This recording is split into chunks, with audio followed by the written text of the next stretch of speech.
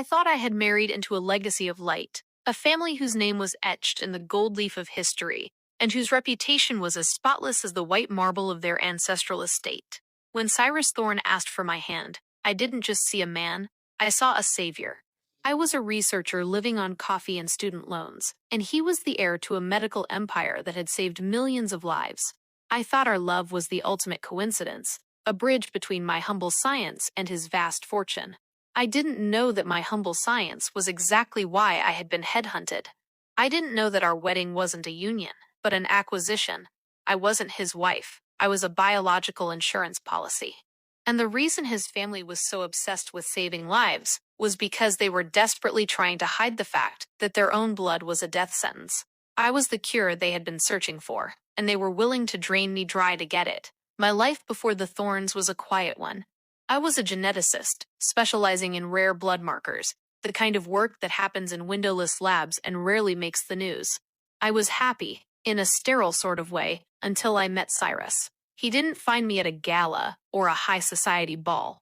He found me at a lecture I was giving on the resilience of rare haplotypes. He sat in the front row, his dark eyes never leaving mine, looking less like a billionaire and more like a man who had finally found water in a desert. He approached me afterward, his movements graceful and calculated.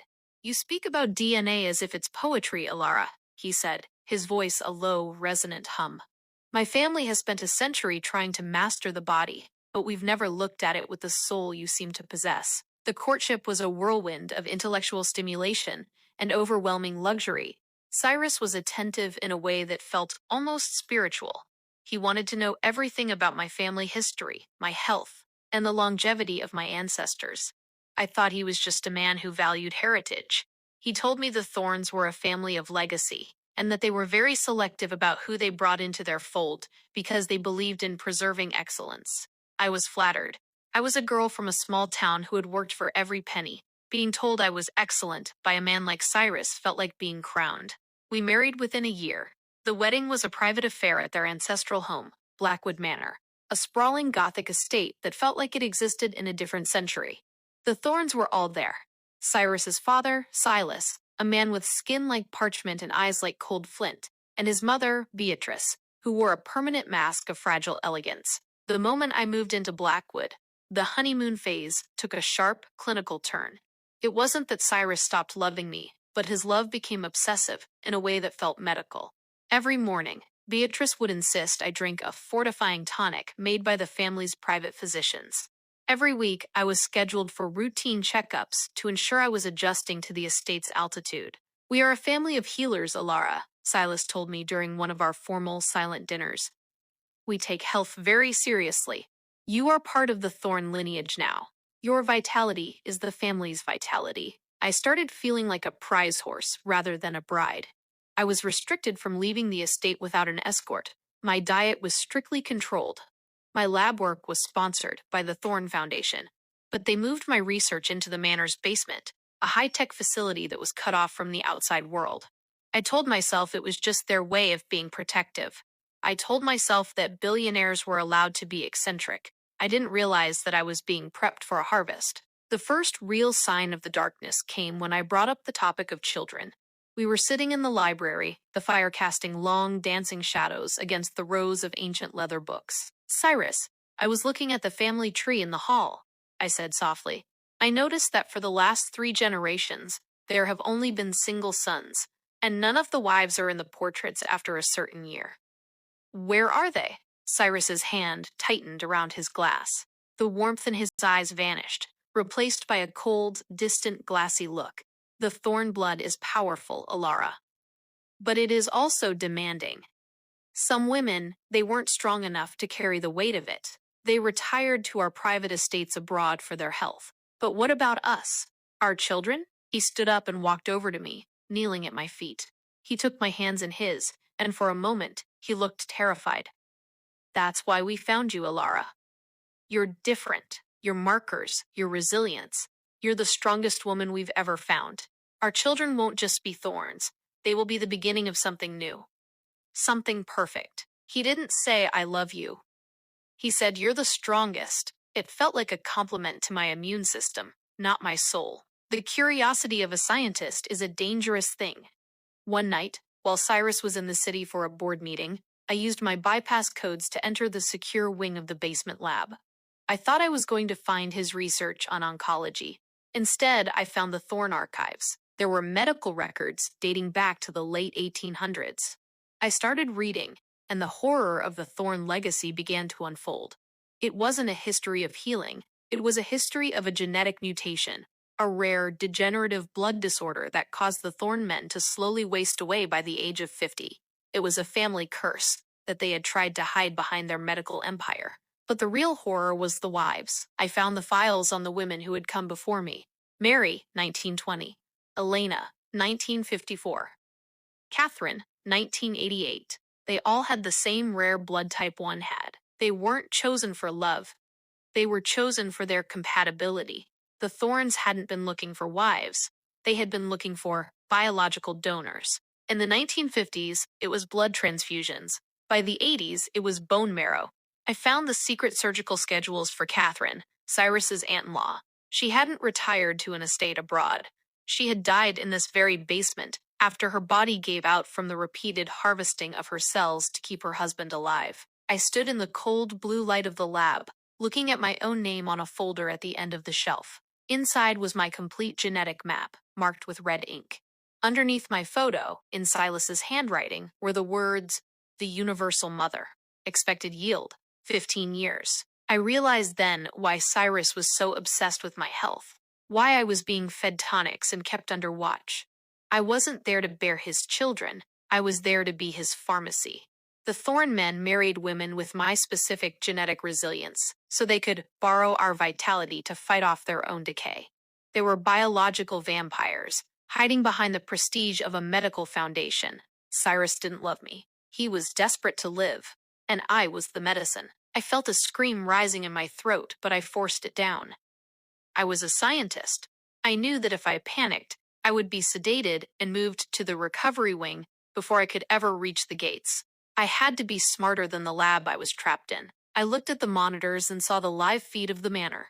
Beatrice was in the parlor, sipping tea. Silas was in his study. The security guards were at every exit. I was in a golden cage, and the bars were made of my own DNA. I returned to the bedroom just minutes before Cyrus arrived back. I pretended to be asleep, my heart racing so fast I was sure he would hear it. When he climbed into bed, he reached out and touched my neck, feeling for my pulse. He did it every night.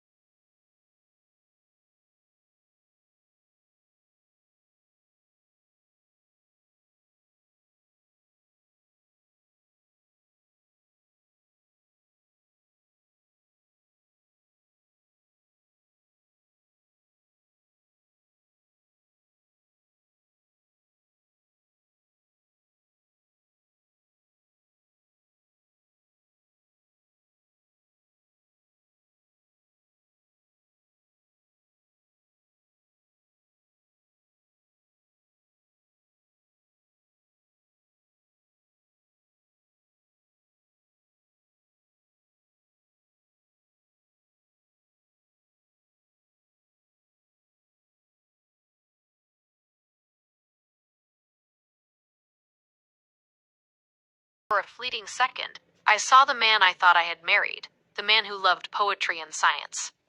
But then the shadow returned. Of course, Alara. One last night of peace, before we begin the next stage of our journey. We sat in the garden house, the moon reflecting off the pond. I had the molecular marker in a small vial hidden in my sleeve. I had a satellite uplink device I had built from spare parts in the lab, tucked into my garter. I know what you are, Cyrus, I said, my voice barely a whisper. He froze, his wine glass halfway to his lips. I know about Mary. I know about Catherine. And I know about Monday, I continued. You didn't marry me. You bought a refill for your life. Cyrus set the glass down. He didn't look angry. He looked sad. You were never supposed to find out, Alara. It's easier if you don't know the weight of the crown you're helping us carry. The crown is made of blood, Cyrus. And it's not yours. It's ours. Suddenly, the garden house doors were flanked by 2 security guards. Silas stepped out from the shadows, his face a mask of disappointment. I told you she was too smart, Cyrus. The researchers are always the most difficult to break. Silas looked at me, his eyes cold. The procedure won't be on Monday, Alara. It will be tonight. We can't risk you damaging the merchandise any further. As the guards moved toward me, I felt the satellite device in my hand. I only needed 60 seconds to upload the archives to the public server. If you touch me, I said, standing up, the Thorn legacy ends tonight. Every hospital in the world is about to receive your medical history. The world will see the healers as the parasites they are. Cyrus looked at the device, then at his father. The choice was between his life and his family's honor. Take her, Silas commanded. The air in the garden house felt like ice as Silas's command hung in the space between us.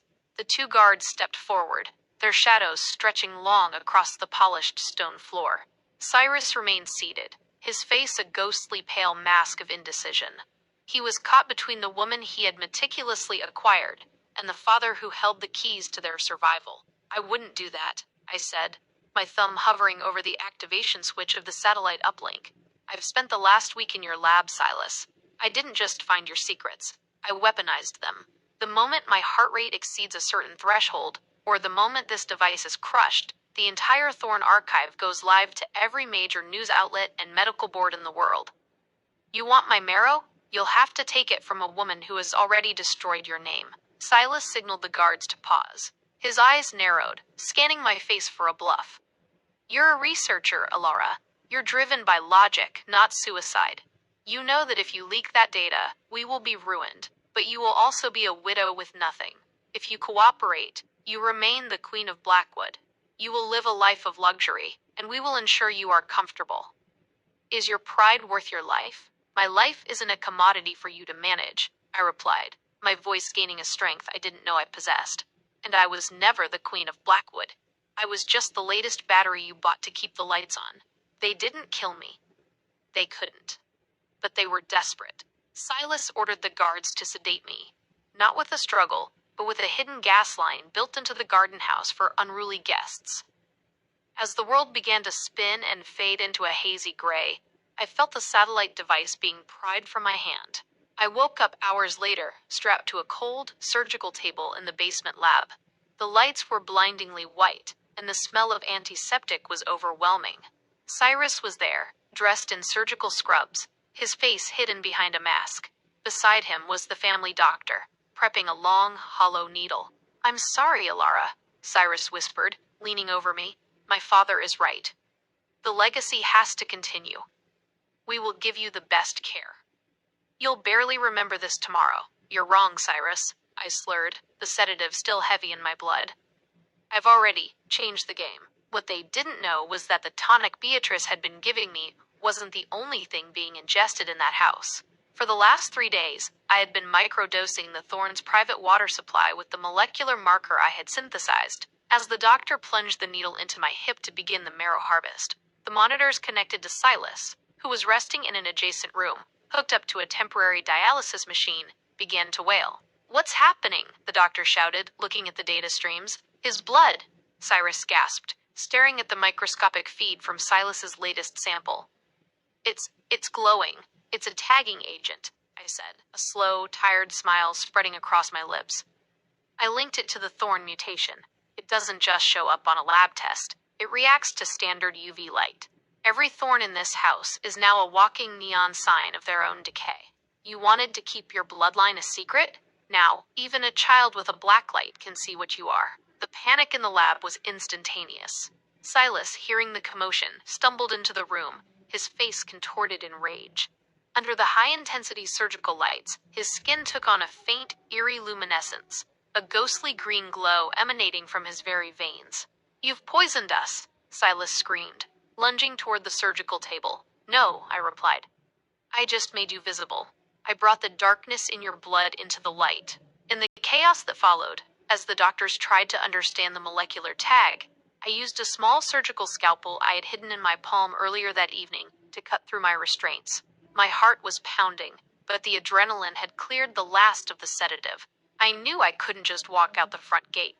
I had to go to the one place where they couldn't touch me, the Thorn Foundation's annual Centennial Gala. It was being held in the grand ballroom of the estate, just 2 floors above us. I slipped out of the lab, moving through the servant corridors I had mapped out during my quiet weeks.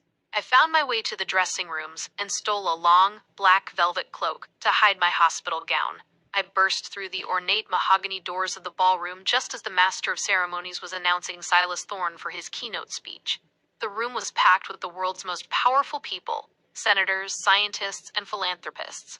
"Silas Thorne won't be joining you tonight," I shouted, my voice cutting through the soft orchestral music. The crowd turned, gasping as I walked toward the stage. I threw off the cloak, revealing the hospital gown and the bandages on my hip. Behind me, Silas and Cyrus burst into the room, their faces masks of desperation. "She's unstable," Cyrus shouted, trying to reach the stage. "She's had a nervous breakdown." "Am I?" I looked at the technical booth. "Turn off the house lights. Turn on the stage's UV security lamps. Let the world see the Thorne legacy." Before the security could stop them, a disgruntled lab tech, who I had convinced to help me by showing him the records of the dead wives, flipped the switches. The ballroom plunged into darkness, and then the UV lamps hummed to life. A collective scream erupted from the audience. Silas and Cyrus, standing in the center of the aisle, were glowing. Their hands, their faces, the very veins in their necks shone with a brilliant, radioactive green light. They looked like creatures from a nightmare. "This is the Thorne secret," I cried out.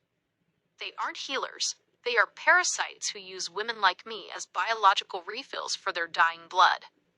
Look at them. Look at the immortality they've been selling you." The cameras of the world's press, invited to cover the centennial, flashed incessantly. The images were transmitted globally in seconds. The glowing billionaires became the viral image of the century. The Thorne empire didn't just crumble, it evaporated. Within 24 hours, the estate was raided by federal authorities. The hidden lab was discovered, along with the remains of the previous wives and the horrifying records of their harvests. Silas was arrested for medical battery and human rights violations. Cyrus, despite his pleas that he was forced by his father, was charged as an accomplice. Beatrice, finally freed from her silence, became the star witness against her own husband, revealing 40 years of systematic abuse. I was the one who walked away. I didn't want their money, and I didn't want their name. I took my research and founded the Alara Project, an independent, non-profit organization dedicated to protecting women from medical exploitation and researching cures for the very disorders the Thornes tried to hide. I moved back to my small town, but I didn't go back to my quiet lab. I became a voice for the voiceless. I realized that the Thornes of the world only have power because we believe their legacy is more important than ourselves. They want you to believe that you are a small part of a big machine, but the truth is, you are the machine's heartbeat. Have you ever felt like you were being used for your strengths while your own needs were ignored? Have you ever had to stand up to a powerful legacy to protect your own truth? How did you find the courage to say no? Share your story below. Let's build a legacy of strength together.